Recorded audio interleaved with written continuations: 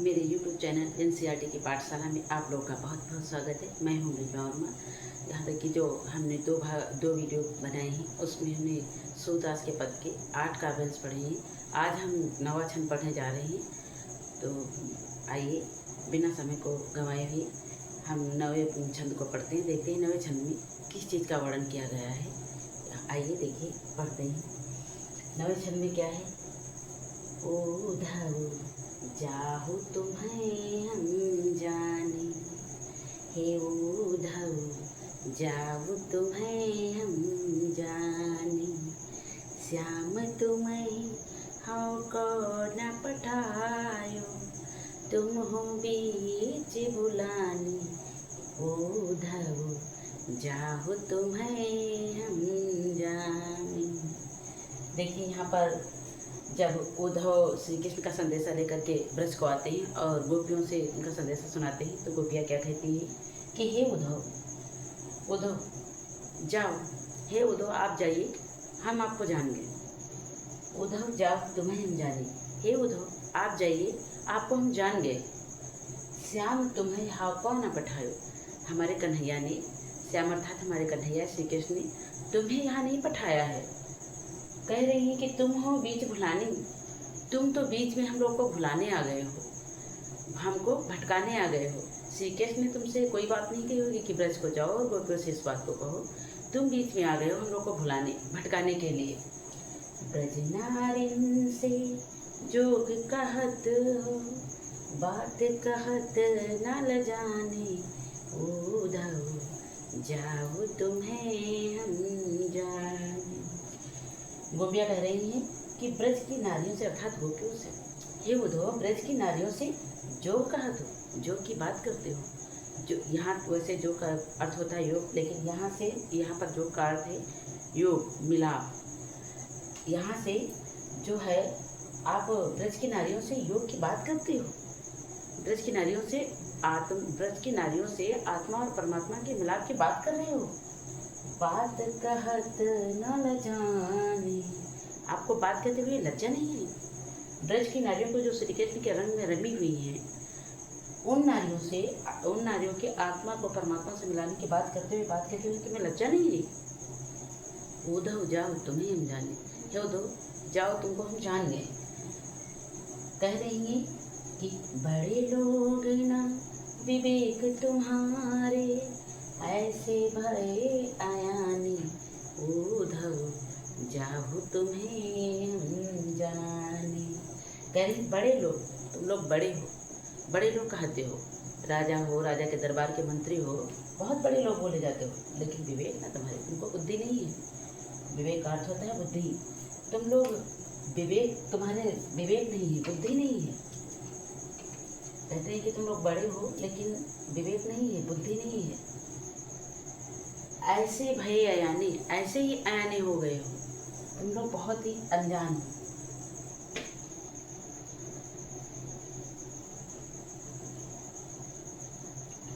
कही हम सो कही लई हम सही के, जिय गुण ले हुसयानी, उद्धव जाहु तुम्हें हम जाने। तेरी हमसे कही, इस बात को हमसे कहा है, हमने तो सह लिया है। हम सो कही लई हम सह के, जिस बात को आपने कह दिया है, इस बात को आपने कह दिया, ब्रज की नारियों से योग की बात जो आपने कही है, आत्मा से परमात्मा के मिलाप की बात जो कही है, श्री कृष्ण से दूर रहने की बात जो कही है, उस बात को हमने सह लिया, सहन कर लिया है।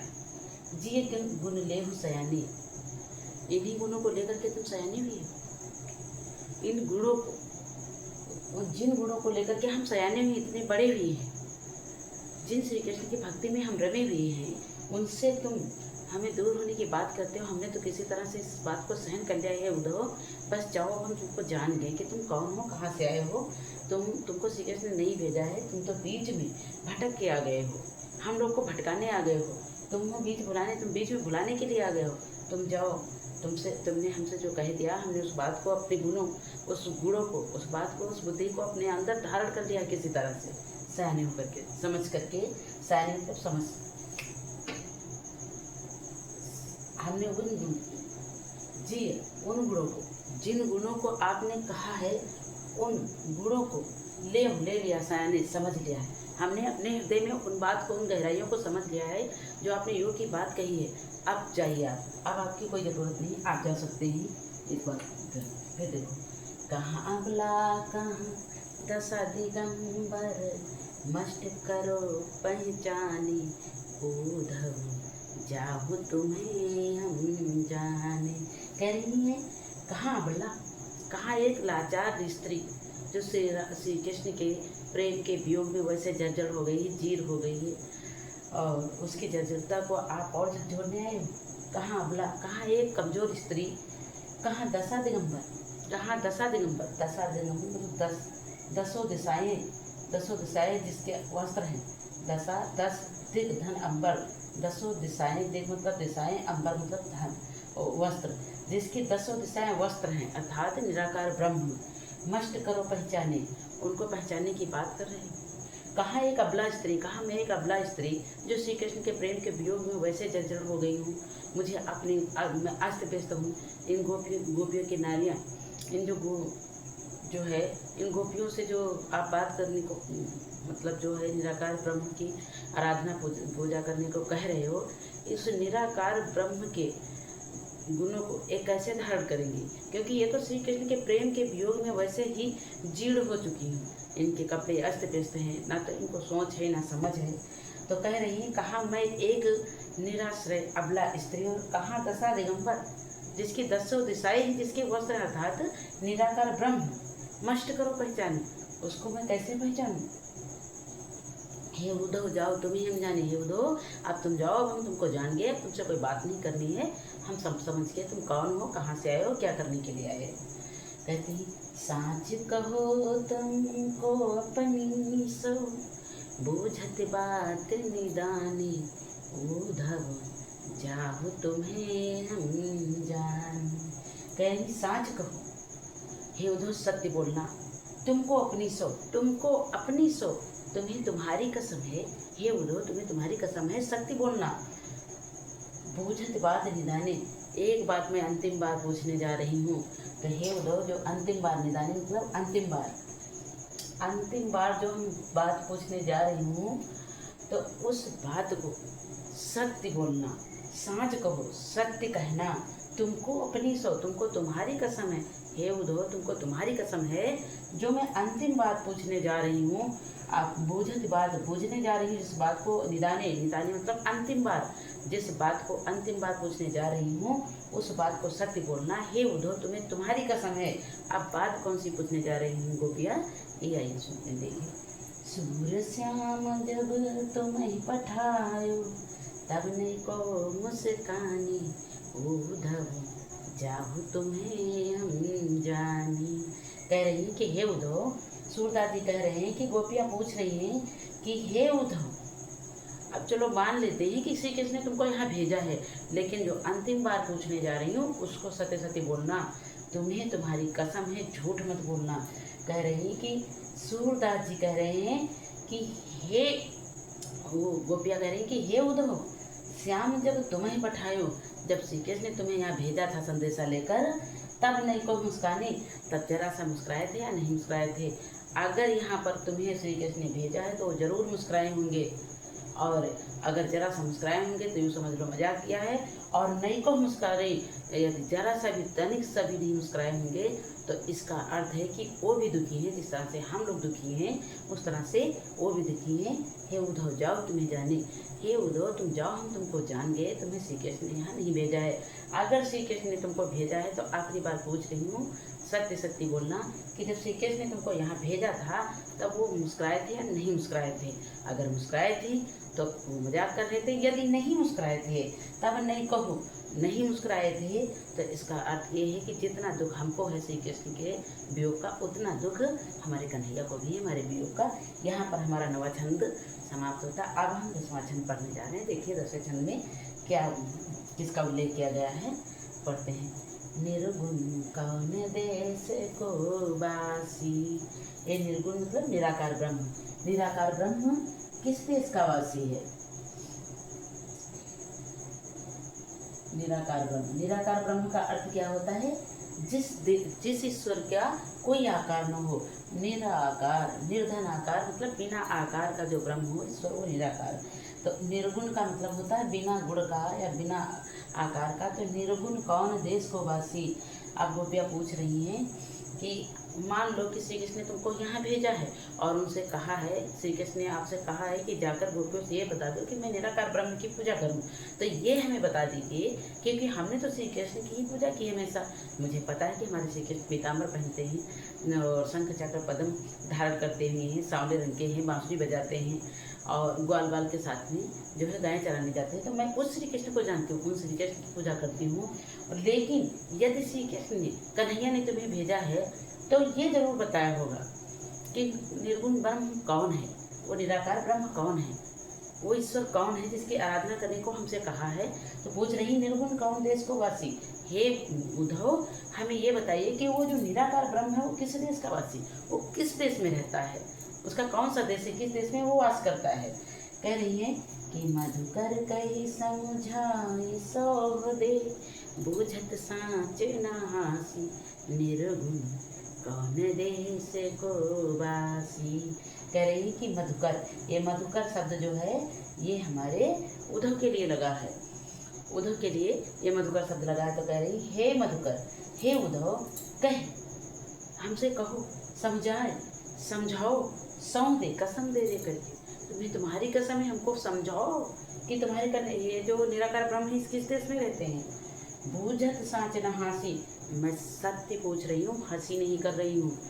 हे उद्धव, अगर श्री कृष्ण ने, अगर कन्हैया ने तुमको यहाँ भेजा है निराकार ब्रह्म की आराधना करने के लिए गोपियों से, तो ये बताइए कि निराकार ब्रह्म जो है वो कौन है, किस देश में रहते हैं, इस बात को हमें समझा दीजिए।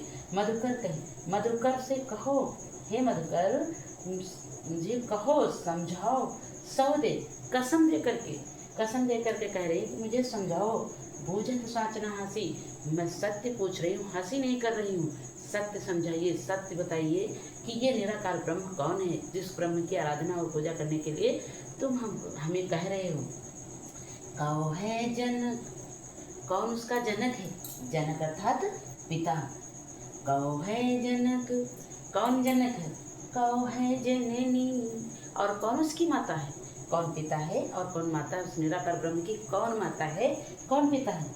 कौन नार को दासी, निर्गुण कौन देश को वासी।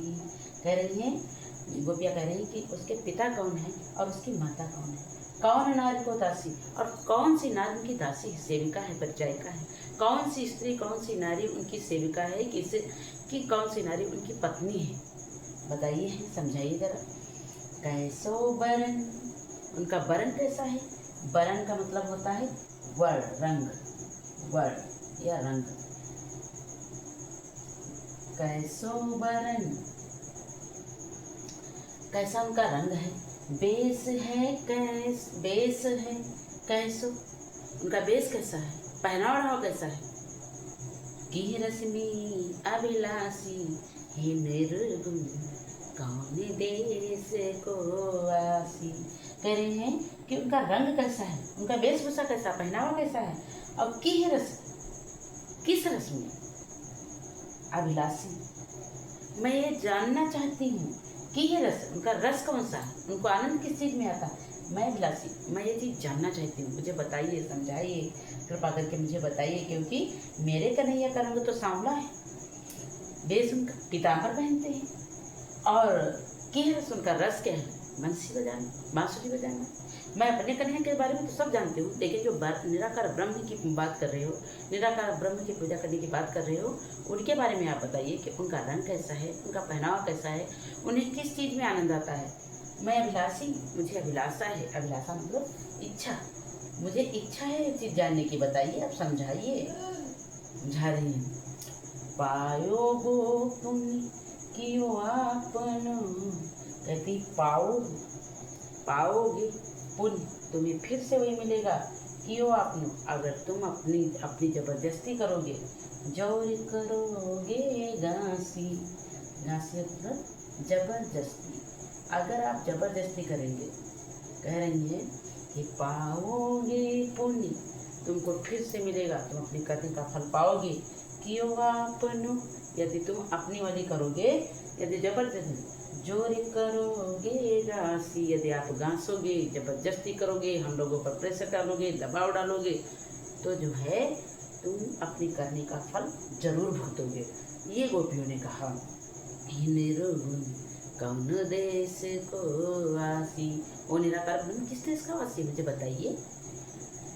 सुनते मौन हो रहो बावरो, सुनत मौन, इतनी सारी बातों को जब गोपियों की सुना, कि गोपियों ने जब उससे कहा कि इस निराकार ब्रह्म के बारे में हमें समझाइए आप, हम तो जानते नहीं कि निराकार ब्रह्म कौन से हैं, कैसे हैं, तो हम कैसे उनकी आराधना करें, हम तो अपने कन्हैया को केवल जानते हैं। आप समझाइए कि उनका रंग कैसा है, वेश कैसा है, उनकी दासी कौन है, पत्नी कौन है, उनके पिता कौन है, माता कौन है, किस देश में रहते हैं, मुझे सब कुछ समझाइए। सारी चीज़ें जब पूछी, मैं अपने कन्हैया के बारे में तो जानती हूँ कि नंद और यशोदा उनके माता पिता हैं, और वो ब्रज में रहते हैं, पीताम्बर पहनते हैं, बंसी बजाते हैं, सांवले रंग के हैं, मनमोहन हैं, लेकिन उस निराकार ब्रह्म के बारे में आप समझाइए, वो कहाँ के रहते हैं, कहाँ के रहने वाले हैं, कौन है, सब कुछ पूछा।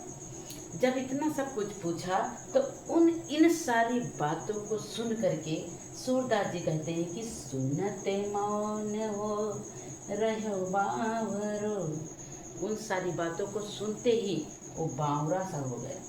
बावरा मतलब पागल, पागल सा हो गया, कहते हैं कि पागल सा हो गया। सुनत मौन हो रहो बावरो, सुनते ही मौन हो गया, मौन का अर्थ चुप हो गया, बावरो पागल सा हो गया। सूर समय मत नासी, निर्गुण कौन देश को वासी। सूरदास जी कहते हैं कि उसने जब इन सारी बातों को गोपियों की सुना तो वो बावरा सा हो गया, पागल सा हो गया, और उसकी सारी मति, सारी बुद्धि जो थी उसका नाश हो गया। बुद्धि काम नहीं करने लगी, शिथिल हो गई, बंद हो गई काम करना। ये हमारा 10वां छंद था। यहाँ पर बहुत ही अच्छा वर्णन है इसका, जो हमारे श्रोता जी ने किया है, बहुत ही मार्मिक वर्णन है, और इसमें जो है भक्ति रस है। तो अब आइए हम आखिरी और जो है 11वां छंद पढ़ते हैं, और 11वें छंद में किस चीज़ का वर्णन किया है, आइए इसको समझते हैं।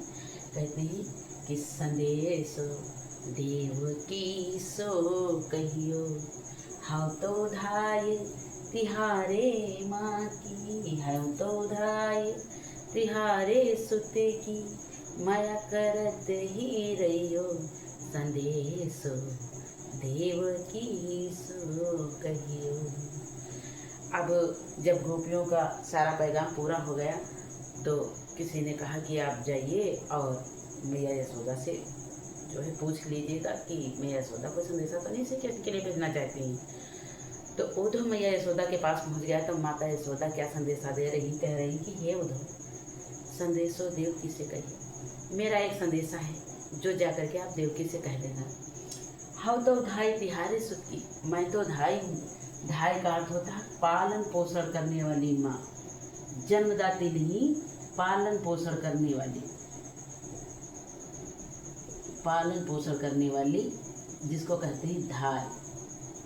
धाय माँ कहती हैं कि हऊ तो धाय तिहारे सुत की, हे उद्धव जाके यशोदा से देवकी से कह देना। यशोदा माँ कह रही कि हे उद्धव जाके देवकी से कह देना कि हाउ तो तिहारे सुत की, मैं तो तुम्हारे सुत की, सुत अर्थात पुत्र की, मैं तो तुम्हारे पुत्र की धाय माँ, केवल पालन पोषण करने वाली, जन्मदाती तो हूँ, जन्म तो आपने दिया, पुत्र तो आपका है। माया करत ही रहियो, संदेश देवकी से कहियो। माया करत, मुझ पर दया करते रहना। यद्यपि टेव, कह रही कि यद्यपि टेव तुम जानते उनकी, तो मैं कही आवे। यद्यपि, हालांकि टेव, टेव का अर्थ होता आदत, हालांकि आप उनकी आदतों को जानती हो, आप उनकी आदतों को जानती हो, फिर भी जानती हो उनकी आदतों को, टेव को, आदतों को, तब भी मुझे कही आओ, तब भी मुझे कही आता है। तब भी मैं बता रही हूँ, ये ममता है यशोदा माँ की। क्या कह रही है?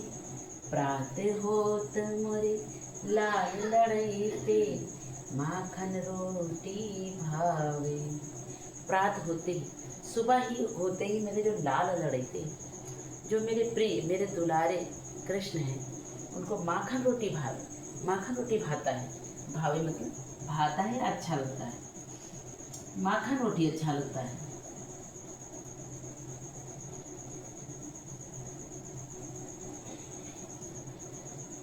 फिर देखो क्या कह रही, कौन सा संदेशा देती। इसका मतलब ये है कि ये उद्धव आप जाकर के बता देना कि हमारे जो कन्हैया हैं उनको सुबह होते ही माखन रोटी अच्छा लगता है। अगली पंक्ति में क्या कह रही, देखो। तेल उबटन और तातवे जल, ताहि देख भज जाते। करी तेल, तेल का मतलब सरसों का तेल। तेल है सरसों का तेल, उबटनो, जो सरसों के बीज पीस करके जो लेप बनाया जाता है उसको उबटन कहते हैं। उबटनो ये गांव देहात में लगाया जाता है, ज़्यादा से ज़्यादा होली के मौसम में लगाया जाता है, आप लोगों ने देखा होगा। तो तेल, उबटनो और ताते जल, और ताते मतलब तात, गर्म गर्म पानी, ताहि देखी भज जाते। इन सब चीज़ों को देख कर के भाग जाते हैं, क्योंकि उनको ऐसा लगने लगता है कि अब हमारी मैया हमारी तेल से मालिश करेंगी, बुकोए से मालिश करेंगी और गर्म पानी से मैं नहलाएंगी। इन सब चीज़ों को देखते ही तुरंत वो भाग जाते हैं। फिर क्या कह रही, देखो बता रही है एक आदत उद्धव से कि जाकर के जो है देवकी से बता देना। जुई जुई मांगत सोई सोई देती, क्रम क्रम करी के न्याते। जुई जुई मांगत, फिर क्या करते, जो मांगते रहते हैं, जिस जिस चीज़ को मांगते हैं वही चीज़ मैं उठा करके देते रहती हूँ, और क्रम करके उन सारी चीज़ों से लगातार बारी बारी खेल करके, मतलब खेल के नहाते हैं, खेल के स्नान करते हैं। ऐसे है हमारे कन्हैया। फिर देखो क्या कह रही, सूर पथिक सुन मोहि रहने दिन, बढ़ो रहत उर सोच। माता देवकी कह रही है, यहाँ पर पथिक शब्द उद्धव के लिए लगा है। सूरदास जी कह रहे हैं कि माता यशोदा उससे उद्धव से कह रहे हैं कि हे पथिक, हे उद्धव सुनो, मोहि मुझे, रैन का अर्थ होता है रात, रैन का अर्थ होता है रात और दिन। बढ़ो बढ़ता रहता है, बढ़ो रहत बढ़ता रहता, और हृदय में सोच, मेरे दिन और रात हृदय में एक ही सोच बनी रहती, एक ही सोच आती जाती रहती है। सूरदास जी कहते हैं कि माता यशोदा उद्धव से कहती है कि हे उद्धव, मेरे हृदय में दिन और रात एक ही सोच रहती है। अब वो सोच कौन सी, आइए देखते हैं पंक्ति में। मेरो अलग लड़ई त्यो मोहन, होई हो करत संकोच। यही सोच है कि माता यशोदा कह रही है कि हे उद्धव, दिन रात मेरे हृदय में एक ही सोच रहती है कि मेरा अलग लड़ाईता मोहन जो है, अर्थात मेरा प्यारा, मेरा दुलारा, मेरा जो मोहन है, श्री कृष्ण है, होई हो करा संकोच। वो माता जो देवकी से ही मांगने में संकोच कर रहा होगा, ना तो खुल के माखन रोटी मांग पा रहा होगा, ना तो ये सारी चीज़ों को मांग पा रहा होगा, क्योंकि बचपन सारा यशोदा माँ की गोद में बीता है।